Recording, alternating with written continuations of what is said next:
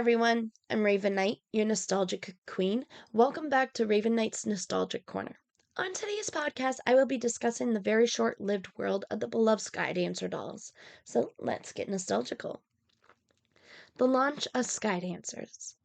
Pun intended. Created as toys geared towards children, mainly young girls, Sky Dancers were launched in November of 1994 by a toy manufacturer known as Galoob. Keep that name in mind. The Sky Dancer doll design was moderately simple for appeal. They had a ballerina-inspired dancer-like appearance. They had diversity, and they had foam wings attached to their arms, which were operationable by a pull-string base. When the doll is inserted into the base and the pull string was activated, the doll would launch itself into the air with its wings imitating a propeller-like motion similar to that of a helicopter to make it fly. The Sky Dancer dolls were a successful launch during the winter holiday sales season. The end. That was all I was able to find. I'm kidding. The sky's the limit. Sky Dancers were not the only helicopter-style doll on the market. Galoob had also released a line geared towards boys called Dragonflies in 1996, so 2 years after Sky Dancers officially launched. Sky Dancers and their male counterpart, Dragonflies, also had their own television animated series. Pretty cool. Sky Dancers animated series premiered on April 12th of 1997 with a 26-episode launch. But there was no date on when the Dragonflies animated series had debuted, if it debuted at all. Once the show launched, Sky Dancers also launched into a children's book series. These books were not affiliated with any of the animated series show plotlines. But the artwork is inspired heavily by the toy line style. There was also a Sky Dancers board game that had imagery that was possibly from promotional artwork and or early concept art design artwork.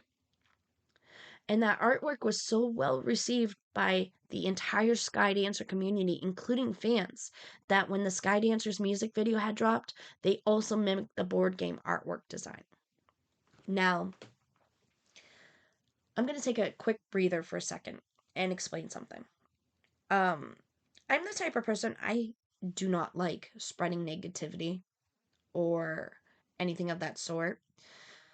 The sad thing is, Sky Dancers, much like a lot of my podcasts before Sky Dancers, has a lot of negativity around it. So, if you are one of those people that gets very emotional when you hear about stuff that's nostalgic, please go grab your tissues now.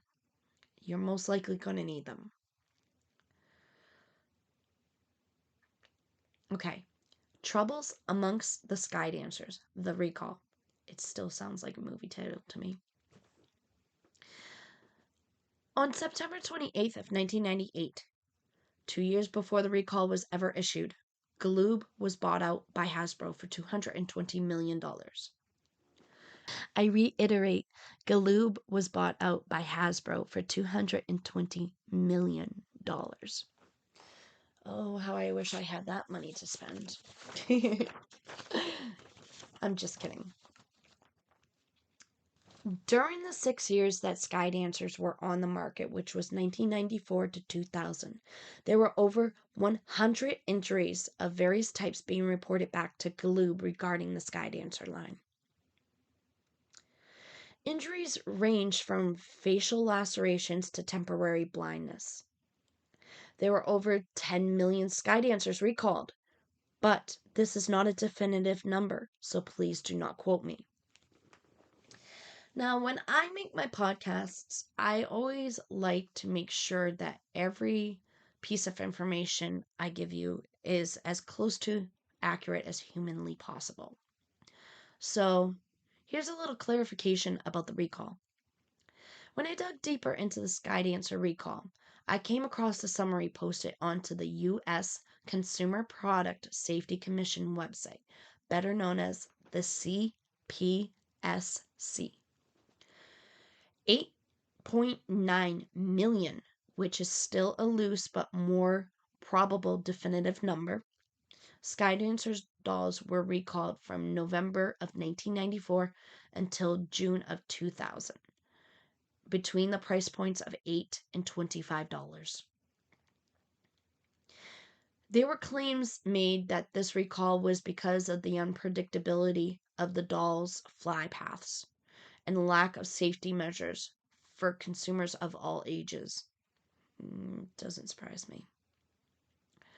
I also found on the site that there were a total of 320 reports made about injuries from Skydancers.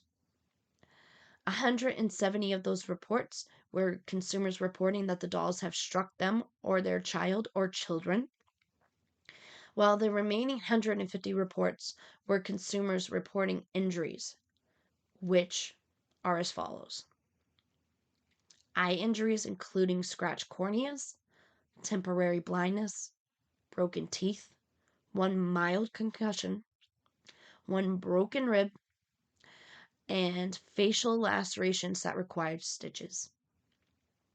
So some of this information stayed consistent.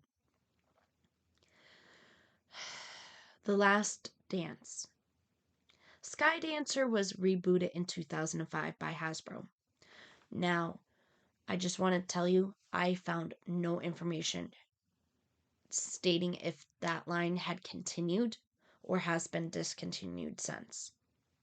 While there were a few dolls on the market and a game for Game Boy Advance, the entire Skydancer collection has entered the infamous toy void, along with many of our beloved toys from our childhood before and after it.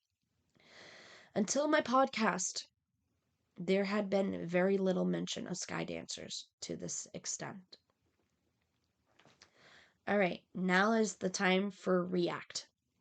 So, what do you guys all think of this podcast?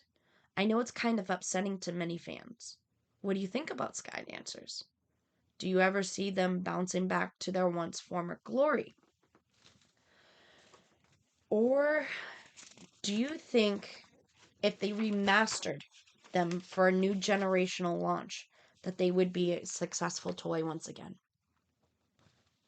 Well, drop your opinions in the comments below. And once again, thank you for tuning in to another amazing episode of Raven Knight's Nostalgic Corner. Live the era you love most. Until next time, bye!